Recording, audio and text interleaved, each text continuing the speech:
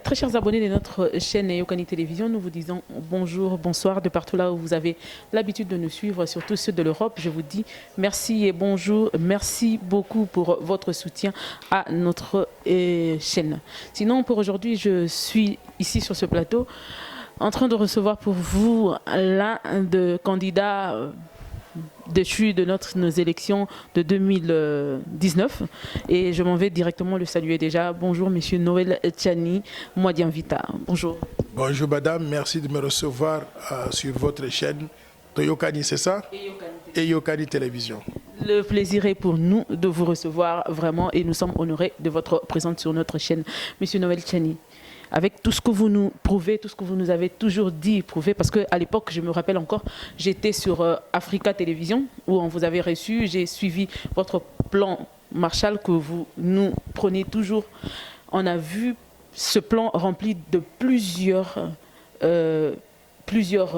forces, comme vous le dites déjà, comme porter déjà le nom de votre parti, Force du Changement.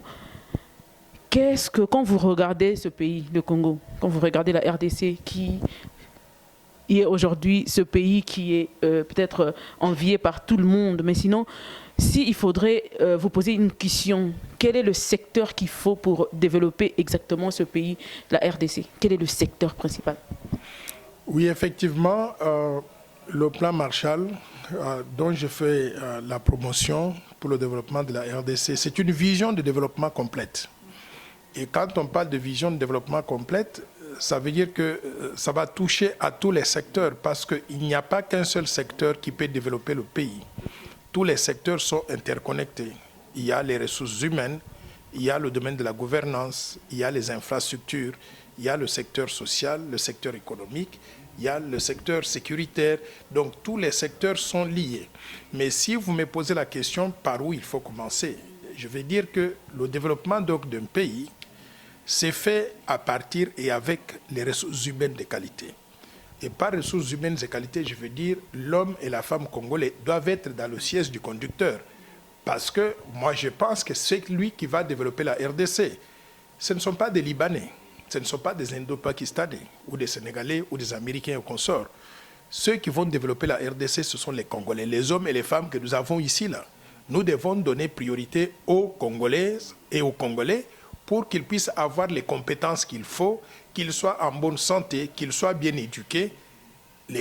Et en ce moment-là, ils vont se déployer pour pouvoir développer donc leur pays parce qu'il n'y a personne qui aime le Congo plus que les Congolais. Donc, pour développer donc les Congolais, nous devons mettre l'accent sur l'éducation d'abord, au niveau de l'enseignement primaire, l'enseignement secondaire, l'enseignement professionnel supérieur et universitaire.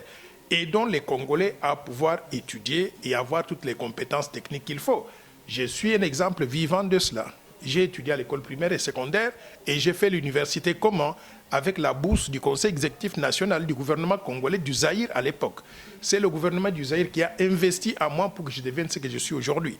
Faisons en quelque sorte pour les autres enfants congolais ce que la RDC a fait pour moi, pour que je devienne là où je suis aujourd'hui. Donc, une fois maintenant que nous avons éduqué les enfants congolais, il faut qu'on mette en place un système de santé qui leur permette, quand ils tombent malades, de se faire prendre en charge. Faisons l'exemple, généralisons l'exemple de ce que notre gouvernement est en train de faire aujourd'hui. Avec les compatriotes qui sont atteints de Covid-19, on les prend en charge, on les aide à se rétablir en bonne santé. Faisons cela maintenant, élargissons à toutes les autres maladies à travers la mise en place d'un système qu'on appelle l'assurance maladie universelle. Ce système-là existe en Europe, en Asie, aux États-Unis. Faisons la même chose pour le peuple congolais pour que quand quelqu'un tombe malade, il y a une solidarité qui se manifeste autour de ce quelqu'un pour qu'il puisse donc recouvrer donc la santé. Maintenant, quand on a éduqué l'enfant, on l'a bien entretenu avec le système de santé, il faut bien le nourrir pour qu'il soit bien portant, qu'il ait la force de pouvoir se donner au travail de développement du pays. Comment? Il faut développer ce que j'appelle le système d'autosuffisance alimentaire. Développons l'agriculture, l'élevage et la pêche pour produire localement tout ce dont nous avons besoin pour notre consommation. Si nous faisons ces choses-là, maintenant, l'être congolais peut se développer comme un homme comparable aux Américains, aux Français, aux Belges, aux Asiatiques et consorts. Là, maintenant, nous pourrons ajouter d'autres éléments qui pourront lui permettre donc de vivre correctement, qui est des infrastructures de base, tels que l'accès à l'eau potable, à l'électricité, aux services de télécommunications, qui est des routes qui lui permettent donc de se déplacer donc d'une province donc à l'autre, qui est une économie qui tourne, c'est-à-dire une économie qui crée des emplois pour que l'homme qu'on a formé, qu'on a bien entretenu, qu'on a bien nourri, puisse trouver du travail et puis travailler pour le peuple congolais, pour lui-même d'abord. Si on fait ces choses-là, je pense que nous allons développer la RDC au profit de tout le monde. Donc, pensez-vous que vous étiez en train de dire que l'homme congolais, au départ, a déjà un déficit vu sa santé et son niveau intellectuel, en quelque sorte? Oui, je veux dire que ces choses, on doit les faire tout le long de la vie d'un individu.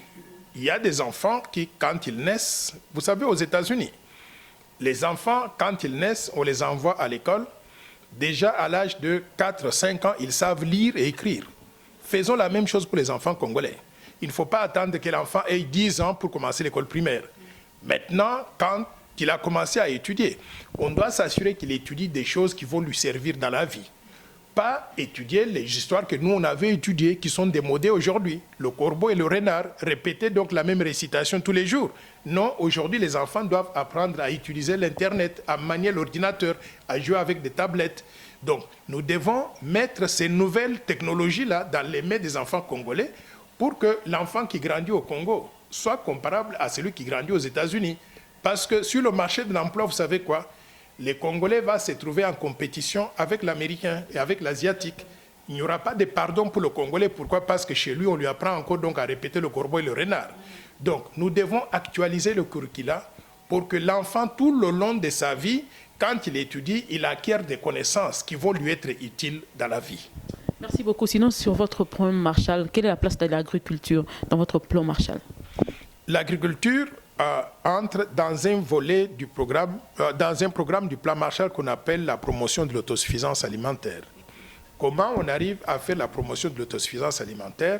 C'est en développant localement en République démocratique du Congo l'agriculture, l'élevage, la pêche. Quand je dis développer, c'est-à-dire mécaniser pour qu'on puisse améliorer la productivité. Un individu peut prendre la houe et faire le champ, il ne peut que cultiver peut-être 100 mètres carrés. Mais si on lui donne les tracteurs, on l'équipe comme il faut, il peut cultiver 10 000 hectares lui-même en utilisant quelqu'un qui va conduire les tracteurs, mais il peut recruter maintenant tous les gens du village pour venir travailler donc dans ces champs. Donc il améliore la productivité. J'ai fait moi-même l'expérience. Je suis sorti simplement de Kinshasa pour aller à 2 heures de Kinshasa, au plateau de Bateke, dans les quartiers qu'on appelle Ndakoyapembe. Et j'ai vu là-bas des espaces de terre illimités qui attendent simplement des gens qui peuvent venir pour cultiver. Moi-même, je suis en train d'acquérir des hectares de terre pour développer l'agriculture là-bas. Je suis allé voir le ministère de l'Agriculture pour qu'on voit comment on peut utiliser les tracteurs qui sont mis à la disposition du gouvernement et mis à la disposition des fermiers, des agriculteurs. Nous allons mécaniser nos champs là-bas pour cultiver le maïs, le manioc, les tomates, les pommes de terre, le chou Bruxelles, ainsi de suite, là, pour que nous puissions produire en grande quantité et vendre ça sur les marchés. L'idée, c'est aussi de pouvoir utiliser les gens du village. Je vois beaucoup de gens qui déambulent pendant la journée, qui disent qu'ils n'ont pas de travail. Je voudrais montrer que nous pouvons créer des emplois pour des gens et des emplois de qualité et les payer correctement pour qu'ils vivent correctement, qu'ils améliorent leur vie. Donc, dans le plan Marshall de Noël Tchani pour la reconstruction et le développement de la RDC, l'agriculture, l'élevage, la pêche occupent une place de choix parce que nous pouvons produire localement ce dont nous avons besoin pour notre consommation en mécanisant ces 3 activités et en développant ce que j'appelle une industrie agroalimentaire complète, c'est-à-dire non seulement produire, mais également récolter et mettre cela dans des boîtes de conserve ou bien dans des sachets pour vendre sur le marché ou bien garder cela pour la consommation future si on n'a pas besoin de consommer immédiatement en faisant ce que j'appelle une industrie agroalimentaire complète. En le faisant, nous allons créer des emplois pour près de 65 à 70% de la population congolaise qui vit dans des milieux ruraux, dans des campagnes. Donc, au lieu d'avoir des chômeurs là-bas qui ne font rien, on va créer ces activités-là pour trouver du travail pour tout le monde, pour que chacun puisse travailler, gagner son salaire et nourrir sa famille, mais également gagner la dignité parce que quelqu'un qui a du travail, il est fier de ce qu'il fait, il ne va pas être donc dans la rue en train donc de faire la mendicité ou bien de faire les balados. Merci beaucoup, Monsieur Noël Tchani. Mais sinon, votre plan Marshall est vraiment loué au milieu de la population congolaise. Mais sinon, il y a une minorité qui est au courant de ça. Que faites-vous pour le divulguer à tout le monde? Surtout que vous avez déjà une barrière. Vous ne parlez pas correctement le lingala. Comment faites-vous? Si aujourd'hui vous devrez vous adresser aux mamans maraîchères, par exemple, elle devrait vraiment vous écouter en lingala, par exemple. Quel est le mot que vous allez dire à ces moments? Et puis dites-nous comment vous allez faire pour atteindre la petite population. Maman, ozo sous-estimer ngai. Naza capable de communiquer na ba maman maraîchère. Mikolo na kendak na campagne, par exemple, na village Bateke. Na plateau Bateke, na kutanaka na ba maman maraîchère, to vanda peut-être pendant 2-3 heures, na solaka na bango. Nazali capable de communiquer na bango très clairement pour comprendre loko nazoloba. Et naza capable aussi de comprendre tout ce qu'elles me disent. Le seul problème, c'est que naza la facilité ya langue T. Je ne veux pas, quand je passe à la télévision, réfléchir trop pour trouver le vocabulaire. Okay. Mais l'héros na bimaka na balabala, na kutana na ba camarade na biso, na ba compatriote na biso, naza na temps ya communiquer na bango, na communiquer na bango très facilement. Donc ne me sous-estimez pas. Je connais maintenant, ça fait 1 an, 2 ans que j'essaie donc d'apprendre le lingala. Je suis maintenant capable de communiquer. Mais ça va prendre du temps parce que je ne veux pas à la télévision passer du temps à réfléchir, à trouver des termes. Mais sinon, quand je sors d'ici, je communique avec des gens très facilement. Comment faites-vous pour divulguer le plan à tout le monde? Parce que, par exemple, nous autres, on n'a peut-être pas, plusieurs n'ont pas peut-être eu l'occasion d'avoir ce plan. Est-ce que vous avez des dépliants que vous distribuez? Comment vous faites pour atteindre ce petit peuple? D'abord, je voudrais dire aux gens que le plan Marshall qu'on avait avant Covid-19 a beaucoup changé. J'ai mis à jour ce plan-là pour intégrer les nouveaux défis causés par Covid-19 et nous avons un plan qui est beaucoup plus grand que ce qu'on avait anticipé au départ. Maintenant, pour vulgariser ça, on a commencé à faire des tours dans des universités, dans des écoles secondaires où je parle aux élèves, où j'explique cela aux étudiants, pour que tout le monde donc puisse apprendre et connaître ce que nous faisons, ce que nous avons envisagé donc comme vision. Maintenant, on a commencé à faire le tour des provinces. Avant Covid-19, on était déjà au niveau du Bas-Congo. On avait présenté à l'Institut supérieur donc ISP Mbanzangongo. On allait partir donc à Boma et Matadi. Le gouvernement nous a interrompu là-bas en disant confinement, tout le monde donc chez lui. Donc on est revenu aussitôt qu'on déconfine. Nous allons continuer avec le Bas-Congo, le Bandundu, et on va aller d'une province donc à l'autre. On va dans toutes les universités, les instituts supérieurs, d'abord avec les gens qui peuvent comprendre ce que nous voulons réaliser. Donc la vulgarisation est en cours et nous sommes en train de faire aussi un pamphlet qui résume le plan qu'on va distribuer à tout le monde pour être en mesure donc de distribuer cela dans la population pour que les gens comprennent exactement. Et puis on va faire des émissions comme celle qu'on a faite, Le Peuple Parle, avec John Kabamba, pour que les gens puissent, non seulement on présente, que je salue au passage, et les gens vont poser des questions et on va répondre donc en direct. Mais ceux qui veulent nous contacter, qu'ils puissent contacter ces 2 numéros de téléphone à 085 210 22 22 ou bien 081 50 99 337. Vous allez tomber sur moi ou bien sur l'un de mes collaborateurs ou bien envoyez-nous un message WhatsApp, indiquez votre nom, votre numéro de téléphone et l'endroit où vous résidez. Nous allons vous contacter et vous mettre sur la liste donc, des membres de la Force du Changement pour qu'on travaille ensemble, pour qu'on puisse travailler ensemble. Et on va trouver l'occasion de mettre en œuvre le plan Marshall pour développer la RDC au profit de tout le peuple congolais. Il reste 2 dernières questions pour terminer parce qu'on vous a pris beaucoup de temps. Mais la première, l'avant-dernière question, c'est que devrons-nous être prêts pour vous attendre en 2023 pendant les élections? Et la toute dernière question, c'est de répondre d'abord à ça et puis je prendrai la dernière question. Bon, je dirais que nous sommes simplement en 2020.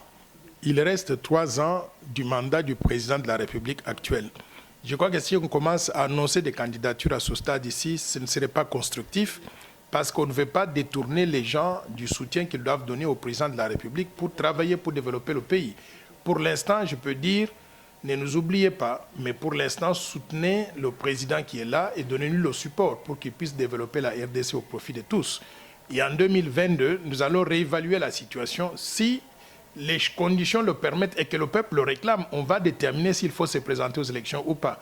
Mais pour l'instant, prions simplement le bon Dieu que vous et moi, nous soyons tous en bonne santé, parce qu'on sera disponible pour faire ce que notre pays donc veut, pour qu'on puisse donc le développer au profit de tout le monde. Merci. Pour une dernière question. Quelle est votre analyse par rapport aux 3 plans Minaku à proposer pour terminer? Ça serait ça.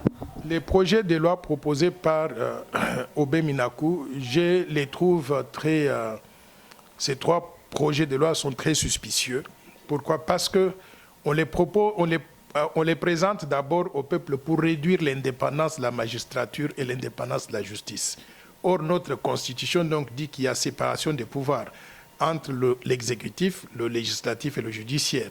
Minaku veut placer les magistrats ou la justice sous la surveillance du ministre de la Justice et ce n'est pas constitutionnel, ce n'est pas bon. Donc ces projets-là sont mauvais, il faut les rejeter. Et j'ai fait des tweets là-dessus.